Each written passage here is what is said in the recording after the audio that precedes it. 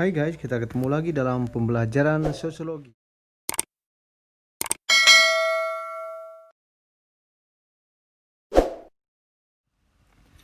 Faktor-faktor yang mempengaruhi interaksi sosial.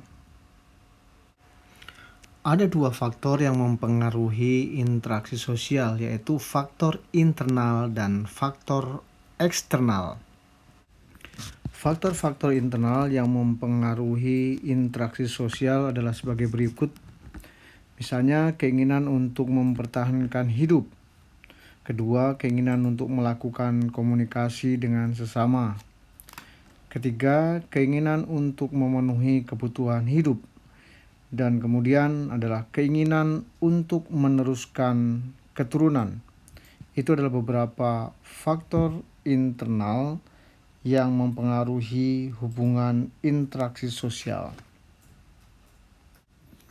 Sedangkan faktor eksternal, yaitu hubungan individu dengan lingkungan, ternyata memiliki hubungan timbal balik. Lingkungan mempengaruhi individu dan individu mempengaruhi lingkungan. Lingkungan merupakan salah satu faktor yang mempengaruhi terhadap pembentukan dan perkembangan perilaku individu, baik lingkungan fisik maupun lingkungan sosio-psikologis, termasuk di dalamnya adalah belajar. Manusia tidak bisa melepaskan diri secara mutlak dari pengaruh lingkungan itu, karena lingkungan itu senantiasa tersedia di sekitarnya. Contohnya, banjir pada musim hujan mendorong manusia untuk mencari cara-cara untuk mengatasinya. Itu adalah faktor eksternal.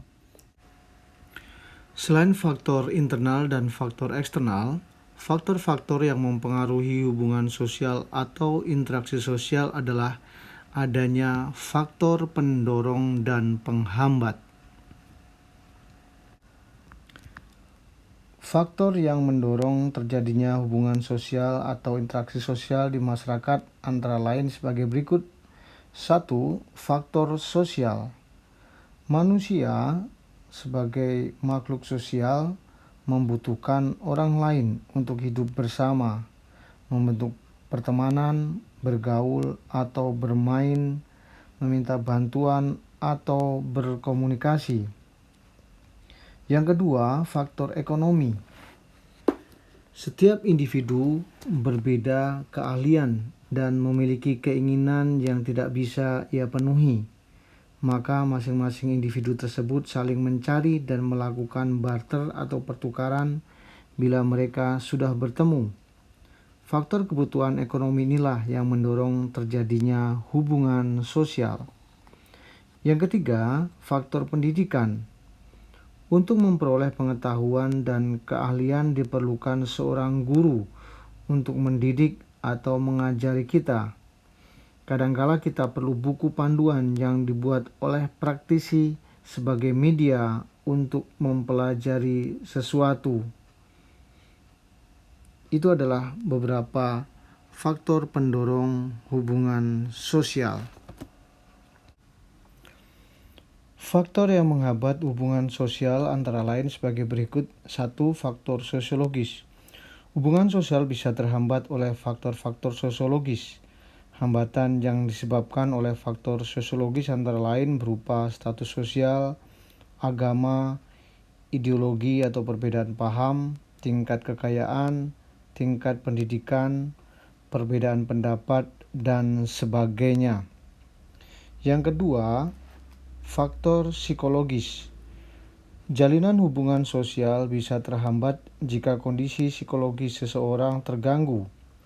Kadang seseorang sedang mengalami sedih, kecewa, iri hati, bingung, atau marah.